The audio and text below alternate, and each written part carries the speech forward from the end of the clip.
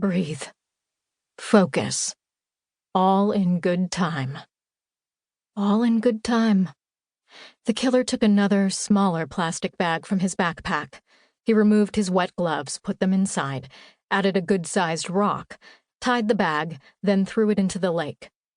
Still naked, he shivered in the cold, still air. He wasn't done. Do it quick. He walked into the lake, the water colder than ice. Still, he took several steps forward, his feet sinking into the rough muck at the bottom. When his knees were submersed, he did a shallow dive. His chest scraped a rock, but he was too numb to feel pain. He broke through the surface with a loud scream. He couldn't breathe. He couldn't think. His heart pounded in his chest, aching from the icy water. But he was alive. He was fucking alive. He went under once more, rubbed his hands briskly over his arms and face in case any blood remained. He would take a hot shower when he returned home, use soap and a towel to remove anything the lake left behind. But for now, this would do. 20 seconds in the water was almost too long. He bolted out, coughed, his body shaking so hard he could scarcely think. But he had planned everything well and operated on autopilot. He pulled a towel from his backpack and dried off as best he could, stepped into new sweatpants, sweatshirt, and shoes, pulled on a new pair of gloves. There might be blood on the ATV, but it wasn't his blood, so he wasn't concerned. He took a moment to stare back at the dark, still lake. Then he took one final look at the body splayed face up. He felt nothing, because she was nothing. Unimportant, simply a small pawn in a much bigger game. A pawn easily sacrificed.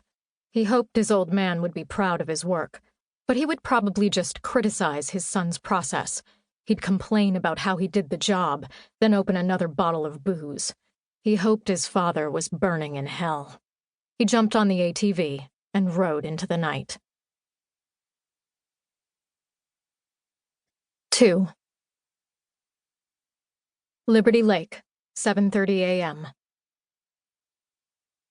Los Angeles Police Detective Kara Quinn was technically on vacation. Technically, because she was being paid. She hadn't come up here to Liberty Lake willingly. But the only reason she hadn't thrown a complete fit with her boss was because she had been wanting to check in on her grandmother anyway.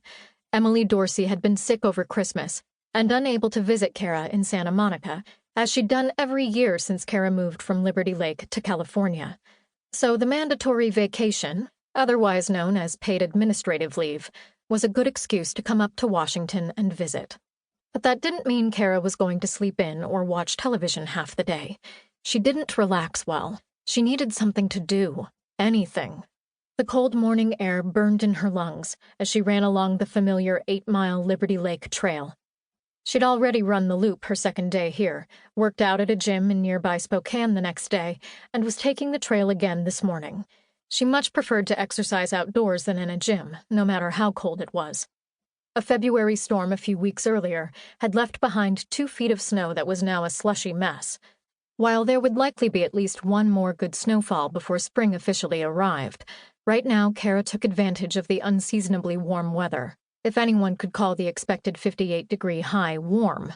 She was surprised that she didn't hate the cold as much as she thought she would after living in LA for the last 12 years. In fact, she found it refreshing. Of course, anything was better than 10 degrees in the middle of January, as it had been when she left this place for good at the age of 18, with a GED in her pocket and the hope of being a cop in her heart. 8 miles was a good run for Kara, longer than the 5 miles she regularly trekked. She liked to push herself. If she didn't challenge herself, who would? She stopped at the 4-mile marker, drank half her water bottle, and stretched. The morning sun glistened off the water, refreshing and calming. When she first arrived on the trail, a low layer of thin fog had covered the ground, but as the sun rose, the fog evaporated. She almost wished it hadn't.